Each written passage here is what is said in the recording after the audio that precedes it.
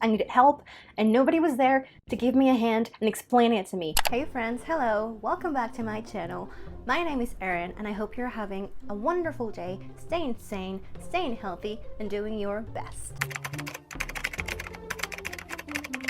I've been thinking for a while, ever since last year when I read The Song of Achilles, this wonderful, fantastic, let me show it. It's so pretty. But yeah, ever since I read The Song of Achilles last year, I've been thinking about how many Greek mythology retellings are out there. And turns out there are plenty. And so I thought it would be fun to read some of these retellings and see what they're all about. I made a list. It's on the overachieving side. There are 12 books in my list, half of which I'm definitely gonna read. But the main ones that I want to read are The Song of Achilles, of course. Then there's Circe, Neon Gods, Lore, Ariadne, and the first Percy Jackson book, The Lightning Thief.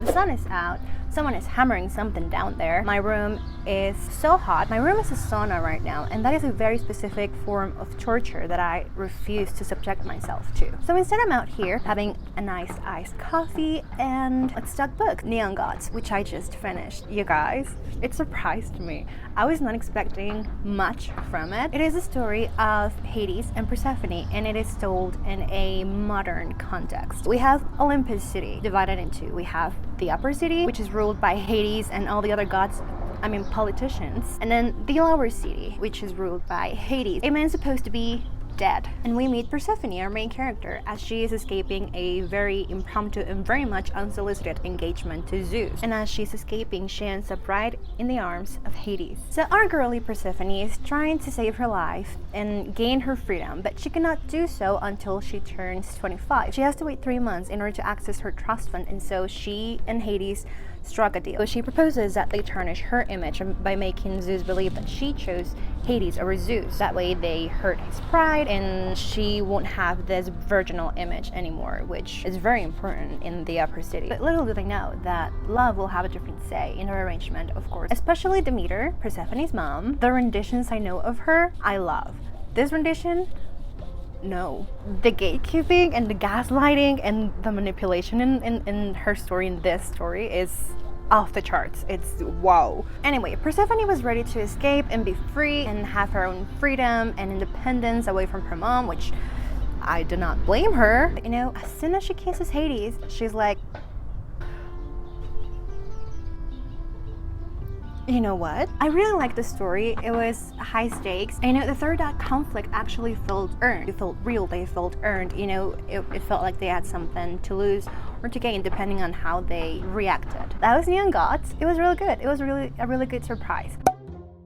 Imagine Greek mythology with the Hunger Games, but on crack. That is lore. It was so good. It was so good. I'm gonna get ahead for a bit here, but the ending is so up in the air and so vague, you're just so confused. You don't know what's going on, you don't know what happened. There's no resolution. Like the last 10 pages, I needed help and nobody was there to give me a hand and explain it to me. When I was done with it, I read so many reviews and none of them even attempted to explain the ending, and I was okay, fine. What does it mean? What does it mean?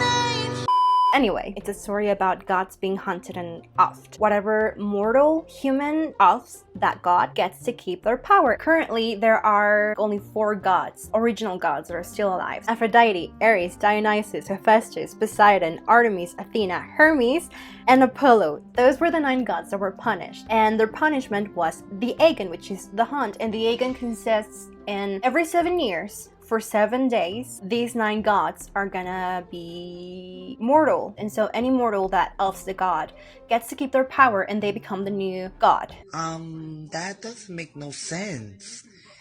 My man. I swear, it was so confusing. Like the first 100 and so pages, anytime they talked about the Aegon, I was so lost. After the 100 and so page, I was like, oh, okay, cool, I get it. The story basically begins as our main character. She is not like the other girls, but she has a reason for not being like the other girls. That reason is so sad. We follow her to her house and she comes across one of the original gods, Athena, who's pretty much on the brink of death. Our main character, her name is Thor.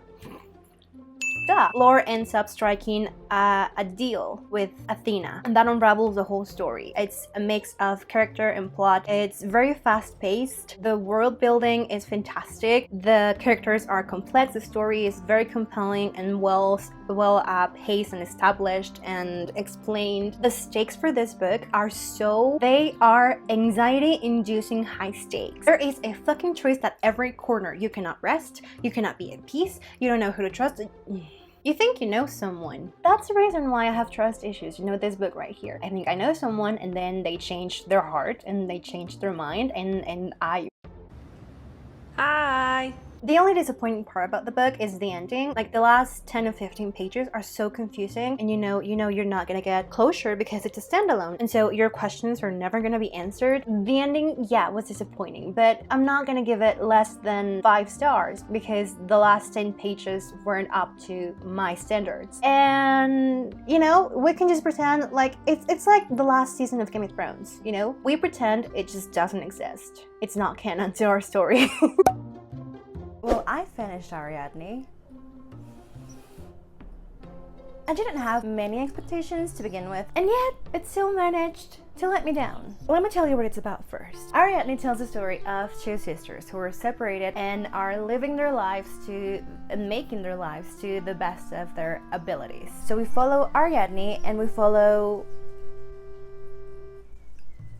I want to say Phaedra? Oh my god, I already forgot the name. See, that's how little of an impact it had on me. Wow. These 2 sisters were separated. You know, I want to say I was moved, but I just wasn't. The book is not bad, and it's not boring. I want to compare it to when I read Mexican Gothic. It's a really good book. Just nothing happens. It gave me nothing. Until the end. That ending. Woo. The action is contained to like 3 or 4 chapters in the beginning, and then the first 8 chapters is just exposition. But I think the whole book is exposition. The characters keep evolving and we keep getting to know them as people and how they change through the years and whatnot. And like, it's not boring. I mean, one whole book of just exposition. It's not intriguing. It's not exciting. It's not good. It's not a bad book, but it's not necessarily enticing. Nice save. I think actually the only exciting thing that happens is that we meet Dionysus. And you know, I thought I liked Dionysus, like in the myths. He was one of those low-key gods that didn't actually make a fuss about anything, as far as I knew. But I realized that I don't actually like Dionysus. Like, every single man in this story is just trash. The author knows how to write terrible man. And not just terrible man, like actual stupid, foolish man. In the book, Dionysus and Ariadne get married. And I don't know if it's canon. I mean, very little in Greek mythology is canon. I feel like all of Greek mythology is just a collective fan fiction that's just been edited throughout the centuries. But yeah. And they have 5 kids. 5 kids.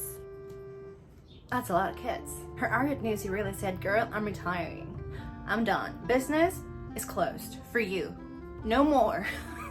No more. And like, I wasn't necessarily that into the book to begin with, and then in the middle, and then in the end a little bit. I think I started getting into it and like actually really loving it by chapter 38. Nearly the end. Pretty much the end. I was crying. I really went from really not caring about any character to crying by the end of the book. But that was it. That was Ariadne. It was really good. It was nice. It was lovely. Not lovely, but it was a journey. Getting to know these characters and their stories and what they went through, and they go through a lot. A lot of death, a lot of love, a lot of betrayal. And now I'm gonna move on to Percy Jackson, which I may or may not have already started, and I may or may not already be on book 5 because they're that addictive. We'll see how it goes, shall we? I know, it's a bit of a change. Do they constantly stab my eyes? Yeah, but you know, it's an adjustment. Anyway, let's move on. Percy Jackson. I kind of ended up reading all 5 of them. I was invested. I loved it. I really did. I didn't think I was gonna love it as much as I did, but I did. Like, I'm a big Harry Potter fan. I read the books only a few years ago because I grew up with the movies. You know, I've always heard that discourse, that discussion. And you know, well, there is some comparisons here and there, as you know, it's the chosen one trope, and it's boy suddenly one day finds out that he has superpowers and he's special and he needs to be protected like at all costs. And he has one guy best friend and one girl best friend, and they have to fight bad guys in order to get to the main bad guy at the end of the series and fight them and defeat them. I do get the similarities, but they're completely different stories. I watched the movies, I loved the first one, you know, unpopular opinion, but I loved the first one, and now I'm just really happy that they're giving it a second chance. I cannot see. Jesus, I have to tilt my head like this to see you. This is so annoying. I was gonna try to summarize like each one of the books. Like after I finished one, I was gonna like give you like a brief summary of what it was about, but as soon as I finished the first book, I moved on to the second one because I was just that invested and that hooked. So I took notes, and I am now going to proceed to read them to you. Book 1. Mom gets kidnapped. I'm a demigod? Find Zeus's lightning and clear Dad's name. Surprise! Luke's the villain. Meet Dad. Book number 2. Grover gets kidnapped. Meet your new brother. Stop Luke. Oh no, wait, he's trying to wake up Kronos. Thalia is alive. Side note, I don't know how to pronounce Thalia's name. I say Talia or Thalia, but the narration says Thalia, so book number 3. Annabeth gets kidnapped. Meet the mysterious D'Angelo siblings. Work with Artemis's hunters. Fight Atlas. Great. The gods let you live another day. Book number 4. Nico is lost and hates you. Befriend mortal girl who sees past a mist. Find Daedalus in his labyrinth. Annabeth kissed me. Am I in love with Calypso? Well shit, Kronos is back. Wait, is Luke dead? Tense with Annabeth's around. Sad when she's gone. Book number 5. Listen to the entire prophecy. Surprise! It's very likely you'll die. Go on secret quest with Nico. Hey, I'm invincible now. Prepare for war. Fight war. Is Luke still in there? Defend Olympus Avenger style, aka screw New York and its buildings and monuments. Yay, we won! Holy shit, we have a new oracle! Wait, what do you mean new prophecy? 7 what? Can't worry about it now though, because I got a really cool architect for a girlfriend. The end. How'd I do? I think that kind of summarizes in a very broad way Percy Jackson in the first 5 books. I think they were really good, really great. Like, they are very middle school. Like the writing style and the humor and the characters, the villains are very, very cartoonish and laughable. And actually, I love the fact that it deals with like every single person in this book has mommy issues or daddy issues or abandonment issues or every single issue there is in the catalog. Like, I related. I related so much. And now I just want to keep going with the series because it's really good. But yeah, I really like them and I'm just really happy that I read them. And now let's move on to the next book. You guys, I don't want to do this. I really don't want to do this. Circe was kind of a flop. You know, before reading Percy Jackson, I knew nothing about Circe. I didn't know who she was. I'd never heard of her. And you know, Percy Jackson, she is portrayed as this man-hating witch that transforms men into pigs.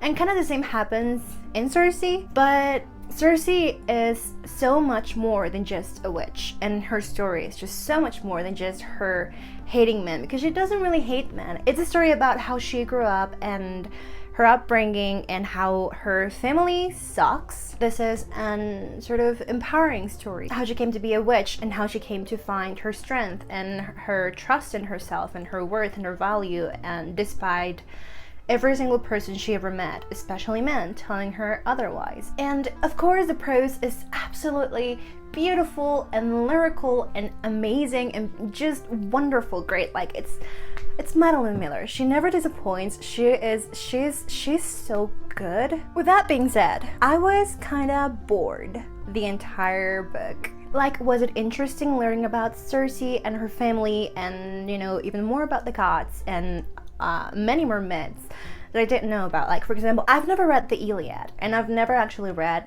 the Odyssey, and so learning about both of them through the lens of a retelling, especially through a feminist lens, was really nice, was really enlightening, and I really liked it. There was just too much story. Not much action. We were stuck in like one place for the majority of the book, and I get that she was exiled, but like, I I don't know. Anyway, Circe has her own version of like the Minotaur, and then with Daedalus, and then she mingles a little bit with Hermes. And also this version of Hermes I didn't like, but I guess it's kind of accurate that this is the version of Hermes that's more close to the original myth. My mind is all over the place. I have thoughts, not many, but I have thoughts. It bored me. It was interesting, but it bored me, and it took me a long time to finish it. I'm just rambling. This book was no plot, just vibes. And even the vibes were wrong. They were not good vibes. And actually, I thought there was gonna be, I heard somewhere or read somewhere that Circe was a sapphic love story. But I guess I read wrong, or I confused it with like another book, because I didn't get any sapphic. I needed my sapphic love story, and I didn't get it. And so that was kind of disappointing as well. Anyway, next book. So it's been about a month since that last clip. A lot's happened. Life-changing stuff has happened. But anyway, the Song of Achilles. Not gonna lie, it took me pretty much almost a month to finish it. And it gave me a major reading slump. It could have been its fault. Could have been that I read 3 books in 3 days and they were not good. It's not my pre-trilogy. Who knows? But it was kind of tedious this time around. And as I was finishing it, I realized that the war part of the book, which is like half of the book, just drags for so long, and it's so stagnant and nothing happened, and it's just so tedious to read at times. And maybe it's just because I already read it last year and I loved it so much and it was new to me back then.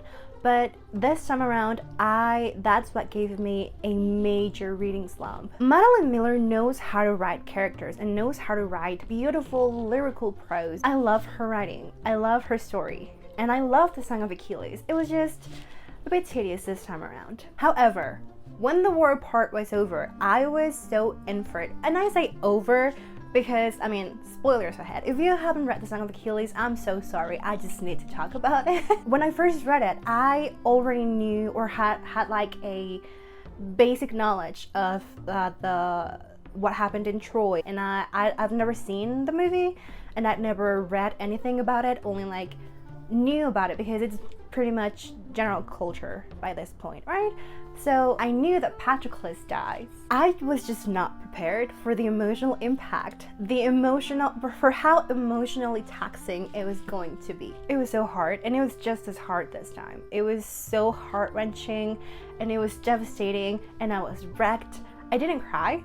I think I teared up only after Achilles is kind of like keeping his body hostage, because that's kind of what he does and he's grieving. I also knew Achilles dies because Achilles is healed, right? But what I love about this retelling is that Madeline goes back to the original myths, and she dug up all this research to let us know that Achilles died like a man. He wasn't a god.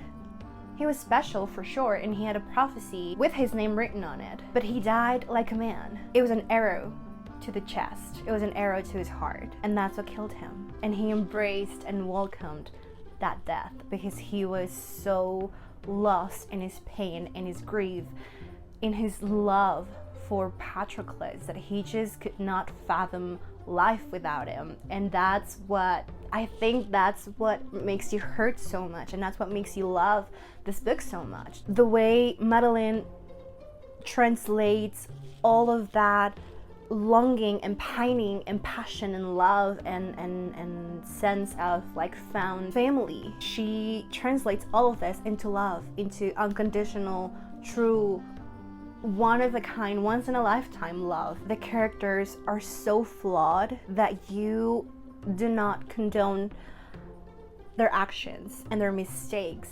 And Achilles is the best example of them all, because you love Achilles, you want to see him thrive, you want to see him happy, and yet he makes this stupid choice based on pride, and pride is kind of like the main theme of the book at times, especially during the war. In conclusion, I love the Song of Achilles. It's still one of my favorite books ever of all time. After a year of having read it, it's still stuck in my head. It's still so prevalent in like the pictures I save on Pinterest and like the themes I go for and like my interests. But that is it, yeah guys. That was my journey reading Greek mythology retellings, and it was a really good one. I had a lot of fun. I had a couple bumps along the road, you know, couple reading slumps, a couple misses that just were really bad. But also I had a lot of great books that I read. Now, if I were to rank the books, I think the ranking would look something like Lore, The Song of Achilles, Percy Jackson, the first series, Neon Gods, Circe, and Ariadne. So there you have it. That was me reading Greek mythology retellings. I hope you liked it. I hope you had a good time with it. Let me know if you've read any of these books. Let me know what you guys think, if you agree with me or if you actually disagree completely with me. Let me know what you guys think. Don't forget to leave a like and a comment and subscribe to my channel. I appreciate the support. Stay sane, stay healthy. I'm Erin, and I will see you in the next one. Hopefully sooner than this video. But yeah, bye!